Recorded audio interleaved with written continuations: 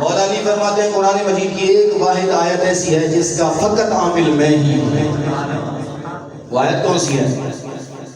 یا ایھا الذین آمنوا اذا ناجیتم الرسول فقدموا بین یدی نجواکم صدقہ. حضرت مولا مرتضیٰ شیر خدا قدم اللہ تعالی وجہہ الاسنا آپ فرماتے ہیں لوگوں جس وقت رب کائنات جل مجدہ الکریم نے قرآن مجید کی اس آیت کو نازل فرمایا کہ اے ایمان والو جب میرے کریم رؤوف رحیم نبی کی بارگاہ میں تمہیں حاضری کا شرف نصیب ہو جائے، جب تم نے میرے کریم رؤوف رحیم نبی سے کچھ ریاض و نیاز کی باتیں کرنی ہو تو اس سے پہلے کچھ صدقہ کر لیا کرو.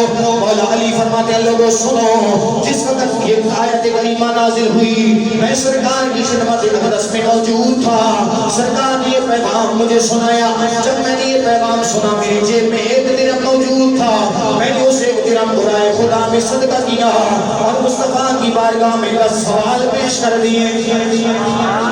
10 سوال پیش کیے. سرکار دو عالم نے مجھے ان 10 سوالوں کے جوابات ارشاد فرمائے. فرماتے ہیں جیسے ہی میں اٹھ کے سوالوں کے جواب لے کے واپس پلٹا، اللہ کریم نے حکم نازل فرما دیا اے محبوب اس آیت کریمہ کا جو حکم ہے آپ اس کو منسوخ کر رہے گئے. حضرت مولا مرتضیٰ فرماتے ہیں لوگوں سنو، تمام صحابہ و اہل بیت میں یہ قرآن کی وہ واحد آیت ہے جس کا فقط عامل پہلا بھی علی ہے آخری بھی علی ہے، اور دوسرا وہ مقام جہاں پر میرا اللہ مولا علی کی شان کو قرآن کے اندر بیان کر رہا ہے. جناب والا شہر حرم ہے اور 3 جناب والا عظیم شخصیات بیت اللہ کا طواف کر رہی ہیں. حضرت عباس بھی موجود ہیں، حضرت طلحہ رضی اللہ تعالیٰ عنہ بھی موجود ہیں. مولا مرتضیٰ کرم اللہ تعالیٰ وجہ الاسنا آپ کی تشریف فرما گئے. بیت اللہ کا طواف ہو رہا ہے. حضرت جناب والا عباس کہنے لگے مجھے اللہ نے صاحب سکھایا بنایا، اللہ کریم نے مجھے یہ اختیار عطا فرمایا ہے کہ جتنے حاجی آتے ہیں میں اپنے ہاتھوں سے ان کو پانی پلاتا ہوں. آب زمزم کا کنٹرول اللہ کریم نے میرے اختیار میں کر دیا. میں صاحب سکھایا، میں فضیلت والا. حضرت طلحہ کہنے لگے یہ جو تمہیں مسجد حرام نظر آ رہی ہے اس مسجد حرام کو میں نے اپنے ہاتھوں سے بنایا. میں مسجد حرام کا معمار ہوں، جب چاہوں مسجد میں آ جاؤں، جب چاہوں مسجد سے نکل جاؤں. حضرت عباس کہنے لگے میں صاحب سکھایا، جب چاہوں مسجد میں آ جاؤں، جب چاہوں مسجد سے نکل جاؤں. مولا مرتضیٰ کی باتوں کو سن رہے ہیں اور مسکرا کے کہنے لگے اے میرے نبی کے غلاموں، بے شک تمہاری بڑی شانی ہے، میں انکار نہیں کرتا اور میں یہ تو نہیں جانتا ہم تینوں میں سے صاحب فضیلت کون ہے، مگر میں اتنا جانتا ہوں کہ تم دونوں سے پہلے میں نے مصطفیٰ کی ابتدا میں 6 مہینے پہلے نمازیں پڑھی ہیں. ادھر کلام ہو رہا ہے، ادھر گفتگو ہو رہی ہے حضرت عباس کی، ادھر جناب والا گفتگو ہو رہی ہے حضرت طلحہ کی اور حضرت مولا مرتضیٰ کی. حضرت مولا مرتضیٰ فرماتے ہیں میں نہیں جانتا ہمیں فضیلت والا کون ہے.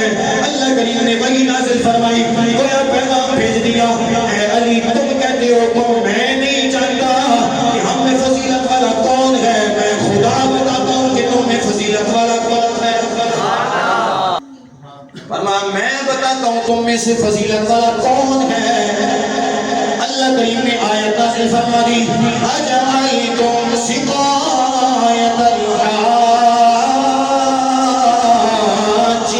وعمارۃ المسجد الحرام کمن آمن باللہ والیوم الآخر وجاہد فی سبیل اللہ لا یستوون عند اللہ.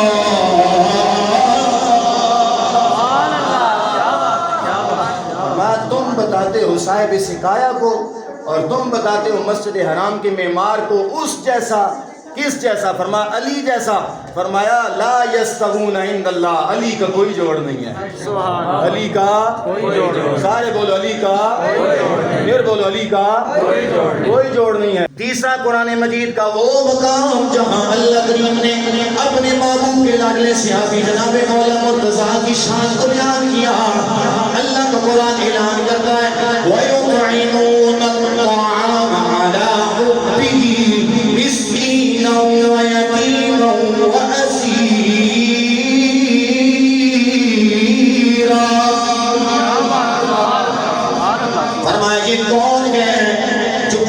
رضا کی خاطر اللہ کی محبت میں آ کے کبھی یتیموں کو کھانا کھلا رہا ہے، کبھی فقیروں مسکینوں کو کھانا کھلا رہا ہے، اور کبھی جناب والا اس اسیروں کو قیدیوں کو کھانا کھلا رہا ہے۔ اور آگے اللہ تعالیٰ فرماتا ہے انما نطعمکم لوجہ اللہ، کھانا کھلا کے یہ نہیں کہ کوئی احسان کرے، بلکہ وہ کہتا ہے لوگوں میں تم سے کوئی جزا نہیں لینا چاہتا، تم میرا شکریہ نہ ادا کرو، میں تو رب کی محبت کی وجہ سے تمہیں کھانے کھلا رہا ہوں۔